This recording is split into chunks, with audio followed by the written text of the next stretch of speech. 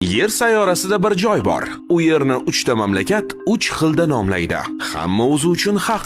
Gap biz bilgan Meksika ko'rfazi haqida. Shubhasiz, meksikaliklar uchun bu joy rasman Meksika ko'rfazi. Birlashgan Millatlar Tashkiloti ham tan olgan. Ammo Donald Trump AQSh prezidenti etib qayta saylanganidan so'ng, u Meksika ko'rfazini Amerika ko'rfazi deb qayta nomlash niyatida ekanligini aytdi. Shundan so'ng ko'plab xaritalarda bu joy Amerika ko'rfazi deb nomlanishni boshladi. Bunga javoban Meksika prezidenti butun boshli qit'ani Amerika qit'asi emas, balki Meksika Amerikasi deb atash taklifini ilgari surdi. Xullas, ko'rpani har kim o'zi tomonga tortayotgan bir vaqtda Buyuk Britaniya ushbu ko'rfazni ham Meksika, ham Amerikaniki deb yozib qo'yapti.